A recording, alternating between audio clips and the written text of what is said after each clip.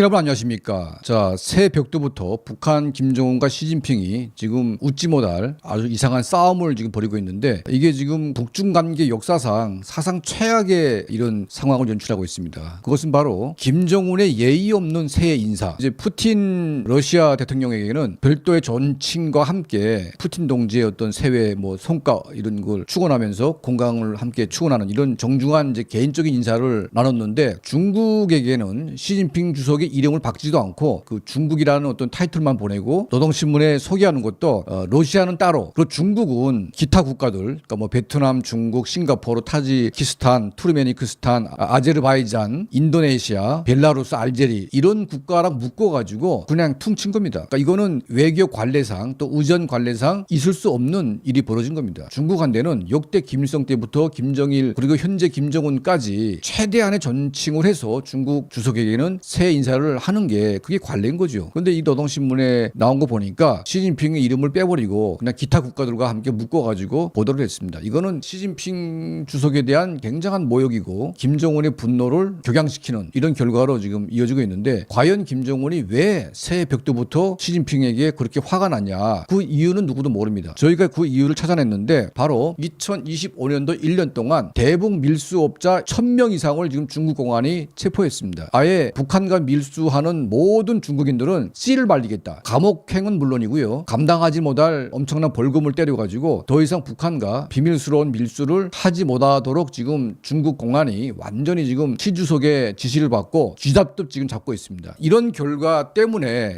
이 밀무역이 전면 중단됐습니다. 아예 그냥 지금 이제는 밀무역 자체가 진행되지 않고 있습니다. 자, 유엔 제재를 중국이 실행하고 있습니다. 그러니까 중국이 허용한 물품 외에, 그러니까 유엔 제재가 허용한 물건 외에 북한이 필요한 물건들은 일체 중국 정부의 허락이 있어야만 북한으로 이제 보낼 수가 있는데, 중국 정부는 유엔 제재를 이행하는 국가이기 때문에 북한이 필요로 하는 불법적인 군사 물자에 쓰이는 다양한 자재들은 일체 북한에 허용하지 않고 있습니다. 심지어 못하고 하나까지도 중국은 북한의 수출을 금지하고 있는 거죠. 자, 북한이 필요한 모든 물건들은 중국이 밀수를 허용해 주면서 지금까지 눈 감아 왔습니다. 그러니까 밀수한다는 것을 다 보고 있습니다. 적당히 숨을 튀게 해줘야만 북한 정권이 살기 때문에 유엔 제재를 가하고 있지만, 북한이 괘씸하게 놀아도 일정한 정도의 밀수는 중국이 눈 감아 줌으로 인해서 북한 정권이 숨을 쉬는 겁니다. 그런데 이제는 완전히 숨통을 끊는 겁니다. 1000명 이상의 대북 밀수업자를 체포한다는 것은 밀수하지 말라, 결국은 김정은 정권은 숨 쉬지 말라, 이것과 똑같은 겁니다. 북한과 중국 간에 지금 북중 간의 무역의 무역 금액이 매달 추락해가지고 거의 지금 국가 간의 무역이라고 할 수 없을 만큼 금액이 지금 미미한 상황입니다. 북한의 경제 교역도 모두 러시아로 쏠려 있기 때문에 사실상 중국과는 지금 교역이 거의 끊기고 있습니다. 자, 북한과 중국과의 관계가 작년 9월 달에 중국의 항일 참전 전승절 기념해가지고 김정은, 푸틴을 포함해서 중국 천안문 막루에 함께 올랐습니다. 자, 이때까지만 해도 중국의 시진핑 주석과 또 김정은 간의 관계가 회복되지 않을까, 회복되지 않았냐, 이런 관측이 있었는데요. 이건 그냥 만남의 구척, 두 정상이 앞으로 어떻게 할 것인가에 대한 의견 교환만 했을 뿐이지 해결책은 전혀 보이지 않았고, 오히려 김정은이가 북한에 돌아간 다음에 김정은이가 바랬던 중국에 대한 기대는 전혀 이루어지지 않았고, 또 중국도 북한에게 바랬던 그 어떤 기대가 전혀 서로가 이행되지 않기 때문에 그냥 서로가 남남이 됐고, 그리고 더 이상 시진핑 주석은 김정은 정권의 저 버르장머리 없는 것들을 고치기 위해서 할 수 있는 모든 것을 다 하는 겁니다. 김정은 정권이 붕괴까지도 지금 염두에 두고 이 정권에 대한 이제 목줄을 조이고 있는데, 이 시 주석의 김정은에 대한 분노는 이게 하루아침에 형성된 게 아니다, 이렇게 말씀을 올리고 싶습니다. 자, 시 주석과 김정은 간의 악연은 2013년도에 시작이 됩니다. 바로 시진핑 주석이 첫 둥국했던 그 날이 2013년도인데, 그날에 북한의 김정은 정권이 3차 핵실험을 감행합니다. 당시 장성택 노동당 행정부장이 지금 올해는 시 주석이 둥국하는 해이기 때문에 시 주석이 얼굴을 봐서 올해는 핵실험을 하지 말자, 자, 이렇게 김정은에게 제안을 했지만, 김정은이가 시진핑이 새롭게 나오든 말든 우리는 그런 거 상관하지 않는다. 자, 장성택의 의견을 무시해버리고 핵실험을 해버립니다. 자, 시 주석이 중국 주석으로 나오기 전에 북한이 핵실험을 해버리는 바람에 시진핑 주석이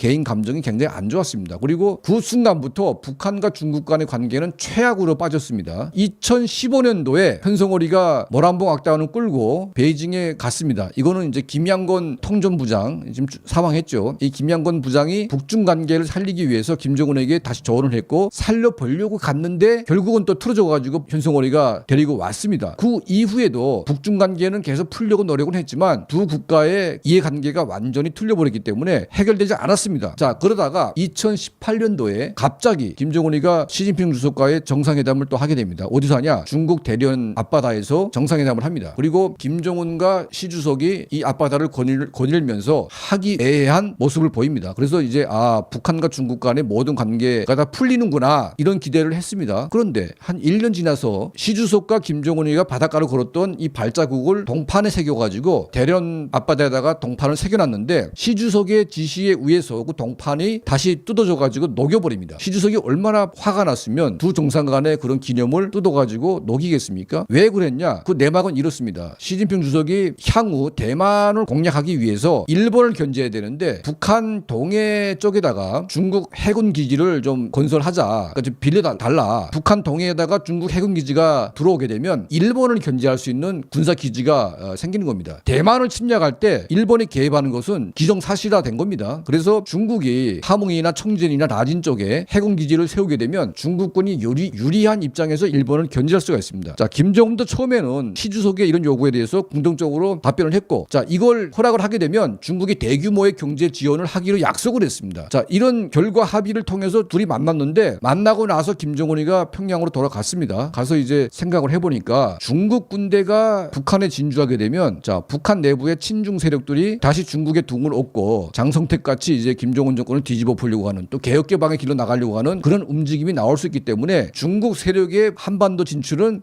나의 정권을 위협할 수 있다. 자, 그런 이제 그 친김 세력들의 주장을 인식을 했습니다. 그래가지고 시 주석과의 약속을 뒤집어 버렸어요. 자, 여기에 시 주석이 아주 빡쳐가지고 그 동판을 뜯어가지고 녹여버린 겁니다. 그 이후에 2023년도에 북한이 러시아 전쟁, 러시아 우크라이나 전쟁에 군대를 보내려고 할 때 트럼프 대통령이 시 주석에게 압력을 넣어가지고 북한 정권이 러시아로 가지 못하게 할 것을 요구했습니다. 자, 시 주석이 그건 일리가 있다 이렇게 평가를 해가지고 북한 김정은 정권에게 파병하지 말라고 이제 요구를 했습니다. 이걸 이제 김정은 정권이 중국에게 굉장히 이제 화가 난 거죠. 자기들은 도와주지도 않으면서 그리고 우리가 뭐 중국의 꺼봉도 아니고 니들이 왜 우리 보고 가라 말라 하냐, 가지 말라고 하게 되면 그만큼 돈을 주든지. 그때 이제 굉장히 화가 나가지고 김정은하고 시진핑 간에 갈등 구조가 있었는데 이걸 이제 뉴욕 타임스가 보도를 한 적이 있습니다. 자, 그리고 나서 김정은과 시진핑 주석 간의 이런 관계가 점점 악화돼 왔지요. 이제는 더 이상 김정은이 시진핑 주석의 말을 들을 필요도 없고 들을 생각도 없습니다. 그리고 앞으로도 대한민국과 주적이지만 중국과도 제2의 주적, 말은 못하지만 중국과도 제2의 주적 개념으로 지금 가려고 하는 겁니다. 지금 저 압록강 두만강에 가보게 되면요, 북중 교역이 거의 중단됐습니다. 밀수 무역도 아예 없습니다. 이거는 북한의 김정은 정권의 숨통을 아예 끊는 거와 같은 그런 문제인데, 자, 중국의 입장에서 북한이 과거에는 중요했죠. 자, 바로 순망치안, 북한이 없으면 중국이 이빨이 시리다고 했습니다. 그러니까 이제 미국을 방어하는 하나의 어떤 그 입술 같은 그런 국가가 북한이었는데 이제는 중국은 그런 거 필요 없습니다. 글로벌화가 돼 있기 때문에 중국이라고 하는 거대한 이 대륙이 북한이 없이도 전 세계 국가들과 교류할 수 있고 공유할 수 있는 그런 이제 위치가 된 것이고, 또 북한은 친중연대가 아닙니다. 반중연대이고 친러시아이기 때문에 오히려 중국의 시진핑보다 트럼프를 더 좋아하는 뭐 그런 사람이기 때문에 중국의 시진핑과 김정은을 좋아할 리가 없죠. 북한 지도부는 중국식 개혁 개방을 김일성 때부터 현재까지 거부하고 반대하고 있습니다. 그리고 가장 중요한 것은 한반도의 비핵화인데 지금 멍청한 대한민국 정부는 한반도의 비핵화에 관심이 없습니다. 이재명 정부, 특히 좌파 정부는 김정은 정권의 비위에 거슬릴까봐 한반도 비핵화에 대해서 말을 못하는데 오히려 중국은 한반도 비핵화에 대한 입장은 명백합니다. 왜냐하면 북한의 핵무장화 때문에 동북아에서 중국의 군사 패권이 붕괴될 위기에 처해 있습니다. 일본, 한국, 대만이 북한 때문에 핵무기를 개발하겠다고 하게 되면 중국이 그 막을 이유가 없는 겁니다. 중국의 국가 이익에 북한이 지금 부합하지 않기 때문에 이 네 가지 이유로 북한의 김정은 정권에 대한 중국의 지지는 거의 불가능합니다. 자, 여기에다가 러시아 전쟁에 참전해가지고 독자적인 군사 팽창을 꾀하고 있는데 이것도 한계가 있는 거죠. 그리고 중국이 생각하건대 러시아가 세계 2, 3위의 군사 대국인데 우크라이나 하나 잡지 못해가지고 북한까지 꾸려들여가지고 전쟁하는 것에 대한 중국의 중국의 불만도 있을 수가 있는 겁니다. 그 정도는 러시아가 감당을 해야지 뭐 북한까지 끌어들여가지고 그렇게 할까. 그리고 김정은 정권은 중국이 찬성하지도 않는데 러시아에 파병을 해가지고 미국으로부터 이제 그 중국의 압력, 그러니까 중국의 너네가 진짜 힘이 있냐 없냐, 일부러 방치한 것이 아니냐. 그러니까 계속 북한 문제 때문에 중국이 욕을 먹고 있는 거죠. 자, 이런 관계 때문에 더 이상 그 시진핑 주석이 김정은 이 자식을 이제 더 이상 봐주면 안 되겠다, 이런 마음을 먹었다고 봅니다. 그래서 중국인 밀수업자 1,000명을 아예 그냥 다 강제 체포해가지고 다 구금시켜 버렸습니다. 지금 그 압록강 두만강가에서 북한과 밀수하는 중국인들 거의 목숨을 걸어야 됩니다. 물론 있겠지요. 다만 공안에 체포가 되게 되면 막대한 벌금을 내야 되기 때문에 밀수 금액이 만약 100만 불이라면 보호기금으로서 50만 불 이상을 내야 되는 겁니다. 그러니까 북한으로서는 100만 불을 살려고 하게 되면 150만 불을 지불해야 되는 이제 그런 위치에 놓인 거기 때문에 마치 탈북자를 막아가지고 탈북을 시키게 되면 다 총살하고 막 벌금 내는 것처럼 탈북 비용이 뭐 100만 원이라면 부대 비용으로 들어가는 게 500만 원 드는 것처럼 똑같은 겁니다. 북한과 밀수하려면 패가망신할 각오를 하고 해야 되기 때문에 북한이 정말 필요한 정말 필수 품목을 밀수하려고 할 때에는 2배 이상의 돈을 줘야만 들어올 수 있는 겁니다. 김정은 정권 거의 이제 숨을 못 쉬게 되는 단계에 진입했기 때문에 우리가 새해 첫날에 김정은과 시진핑 주석 간의 이런 새 연하장 주고받는 이 모습을 단순하게 볼 문제가 아니라는 겁니다. 그리고 한 국가가 망하는 여러 가지 이유 중에 하나가 그 한비자가 말을 했습니다. 작은 나라가 큰 국가를 무시하고 조롱할 때 이거는 국가가 멸망할 수 있는 가장 그 중요한 요인 중에 하나라고 그 한비자가 말한 적이 있는데, 북한이 중국을 조롱하고 중국을 비웃습니까? 그리고 시진핑 주석이 뭐 동네 옆집 무슨 뭐 깡패입니까?